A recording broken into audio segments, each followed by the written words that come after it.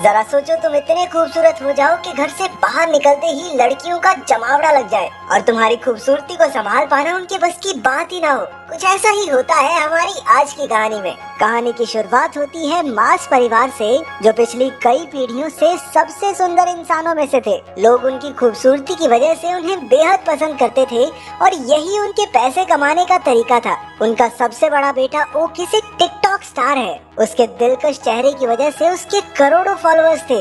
इसके अलावा वो आम लड़कों की लड़कियों से सेटिंग करवाने में भी मदद करता था। उसका बाप पार्कर भी अपने समय में हद से ज्यादा खूबसूरत था, जो आए दिन लड़कियों का दिल तोड़ता था। उसने 1200 से ज्यादा लड़कियों को डेट किया था और आखिरकार उसे अपने बच्चों की माँ मिल गई। उसकी माँ भी काफी खूबसूरत थी, लेकिन थोड़ा आदमियों की तरह। अबे इसकी तो मूछें भी हैं। उनका छोटा बेटा कुलीन घर में सबसे ज्यादा सुंदर है। पूरे परिवार को अपनी खूबसूरती पर नाज था, लेकिन कुलीन चाहता था कि वो एक आम जिंदगी गुजारे। वो अक्सर सोचता था कि अगर वो थोड़ा कम सुंदर होता तो हर बार बाहर निकलने पर उसके पीछे लड़कियों की भीड़ ना पड़ती। उसके सुंदर चेहरे की एक झलक देखते ही लड़कियां पागल सी हो जाती। किसी की नाक से खून बहता तो कोई अपने बाल नोचकर इधर उधर कूदने लग जाती। नतीजा ये हुआ कि कुलीन की आज तक किसी लड़की से बात तक नहीं हो पाई थी। वो ज्यादा बाहर नहीं जाता था और अब तक घर से ही पढ़ रहा था। कुलीन के पास अपनी मछली के अलावा बात करने के लिए कोई भी नहीं था।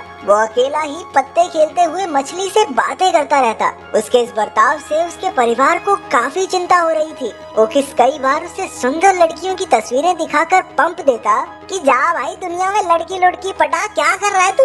लेकिन कुलीन कहने लगा कि उसे एक ऐसी लड़की चाहिए जिसे उसकी सुंदरता से फर्क ही न पड़ता हो। वो चाहता था कि लड़कियां उसके दिल के लिए उसे पसंद करें। जब कोई तरकीब काम नहीं आई तो परिवार वालों ने एक नया तरीका सोचा। उन्होंने गरीब होने का नाटक करने का प्लान बनाया ताकि वो कुलीन को स्कूल जाने पर मजबूर कर सकें। एक रात जब कुलीन पानी पीने उठा तो उसने अपने माँ बाप को बात करते सुना कि अब से वो लोग नाश्ते में सिर्फ अंडे खाया करेंगे ताकि कुलीन को घर से पढ़ाने के पैसे जमा हो सके। ये सुनकर उसे काफी पछतावा हुआ और अगली सुबह उसने स्कूल जाकर पढ़ने का फैसला किया। ये सुनकर पूरा परिवार खुशी से नाचने लगा, लेकिन फिर कुलीन ने कहा कि मैं तो सिर्फ लड़कों के स्कूल में जाऊंगा। बाकी सबका मूड थोड़ा खराब हुआ, लेकिन फिर भी वो मान गए कि कम से कम घर से बाहर तो निकलेगा ये। स्कूल के पहले दिन ओकिस उसे बाइक पर छोड़ने गया, लेकिन बाइक से उतरकर भी कुलीन हेलमेट पहनकर ही चला गया। उसने पूरा दिन हेलमेट पहनने की सोची ताकि किसी का ध्यान उसकी खूबसूरती पर ना जाए, लेकिन हुआ एकदम उल्टा,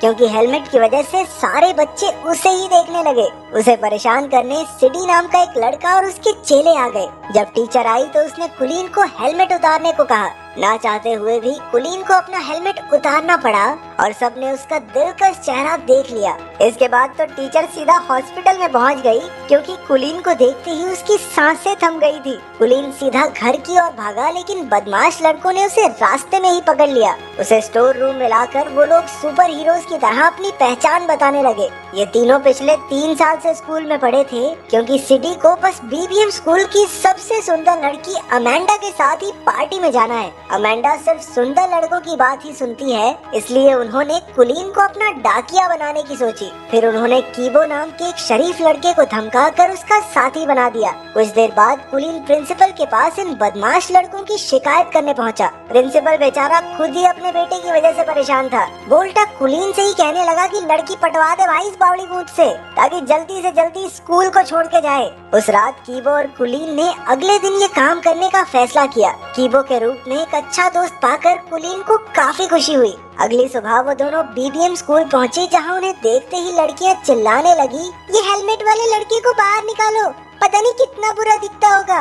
सभी लड़कियों ने मिलकर कुलीन को हेलमेट उतारने पर मजबूर कर दिया। जैसे ही उसने हेलमेट उतारा, पूरे स्कूल में तहलका मच गया। कुछ घंटों बाद तो टीवी पर खबर आ रही थी कि कुलीन की वजह से लड़कियां पागल हो रही हैं। किसी की नाक से खून बह रहा था तो कोई इधर उधर उल्टी फुल्टी हो रही थी। स्कूल की सबसे खूबसूरत लड़की अमेंडा को भी उसे न्यूज पर देखते ही उससे प्यार हो गया। उसने ठान लिया कि कुलीन को अपना बनाकर ही रहेगी। जब खबर चारों ओर फैल गई तो हजारों की तादाद में लड़कियां कुलीन के घर के बाहर इकट्ठा होने लगी। उसके परिवार वालों ने घर में एंट्री के लिए टिकट बेचकर पैसा कमाना शुरू कर दिया। जब कुलीन ने छिपकर ये सब देखा तो उसे समझ आया कि उसके परिवार ने ही उसका इस्तेमाल किया है। जब उन्होंने उसे कॉल करके घर पर वापस बुलाया तो कुलीन ने लौटने से साफ इनकार कर दिया। और तो और इतनी सारी लड़कियों की वजह से अपनी मछली की बुरी हालत देखकर उसका दिल और टूट गया। अब वो एक बिल्डिंग की छत पर उसे ढूंढ रही लड़कियों से छुपता फिर रहा था। अचानक एक लड़की ने पीछे से आकर कहा,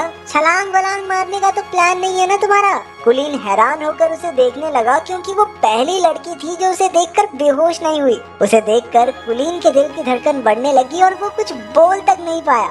इसके बाद वो लड़की भी कुछ नहीं बोली और वहाँ से चली गई। कुछ देर बाद वो कीबो के घर रात गुजारने पहुँचा। कीबो और उसकी दादी ने उसका काफी ख्याल रखा। कीबो के कमरे में कुछ बहुत ही रेयर कार्ड्स को देखकर वो काफी खुश हुआ क्योंकि उसे भी ऐसे कार्ड्स कलेक्ट करने का शौक था। अगले दिन दोनों छत वाली लड़की को ढूंढने लड़कियों के स्कूल में गए। वहाँ पर उनकी मुलाकात अमेंडा से हो गई जिसे उन्होंने सिटी का खत दे दिया। अमेंडा कुलीन की खूबसूरती से फर्क न पड़ने का नाटक करने लगी, लेकिन जैसे ही वो गया अमेंडा की नाक से भी खून निकलने लगा। कुलीन को सीढ़ियों पर वो लड़की फिर से दिखी, लेकिन अपने आसपास लड़कियों के झुंड की वजह से वो उससे बात नहीं कर पाया। अगले कुछ दिनों तक कुलीन और कीबो साथ रहे और दोनों में गहरी दोस्ती हो गई। अगले दिन कीबो कुलीन को फुटबॉल देखने साथ ले गया, जहां वो अक्सर रेरे नाम की लड़की से मिलने जाता था। कीबो इस लड़की को बेहद पसंद करता था। मैच के बाद कुलीन की नजर अचानक उस छत वाली लड़की पर पड़ गई। वो तो बस उसे देखता ही रह गया। तभी कीबो ने आकर उन्हें मिलवाया और कहा कि उसका नाम रेरे है।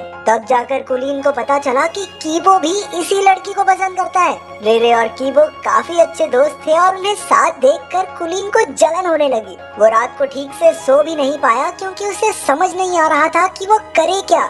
आखिरकार उसे याद आया कि उसका भाई ओकिस भी तो लव गुरु है, उससे मदद मांगनी चाहिए। अगली सुबह कुलीन को अपने सामने देखकर ओकिस की तो आंखें भर आई। वो कुलीन को लड़कियों से बात करने में कब से मदद करना चाहता था। अब तक कुलीन ने अपने परिवार को भी माफ कर दिया था क्योंकि अगर वो बाहर न जाता तो रेरे से उसकी मुलाकात भी न हो पाती। फिर दोनों भाई सामान लेने गए जहाँ ओकिस ने बताया कि कुलीन उस लड़की को कैसे पटा सकता है। कुलीन ने बिल्कुल वैसा ही किया, लेकिन उसे एहसास हुआ कि वो रेरे को उतना नहीं जानता जितना कीबो जानता है, लेकिन वो फिर भी हार नहीं मानना चाहता था। एक दिन अमेंडा ने लड़कों के स्कूल में आकर कुलीन को अपने जन्मदिन की पार्टी का न्योता दिया और साथ साथ एक फोन भी थमा दिया कि बाबू मुझे इससे कॉल करना, ठीक है। फिर शाम को कीबो, कुलीन और रेरे घूमने गए। वहाँ कुलीन समझ गया कि रेरे भी कीबो को पसंद करती है। उन्हें साथ देखकर उसे जलन महसूस हो रही थी। बाद में कीबो के जाने पर उसने सीधा रेरे से पूछ लिया कि क्या वो कीबो को पसंद करती है। पहले तो रेरे नहीं मानी, लेकिन जब कुलीन ने झूठ कह दिया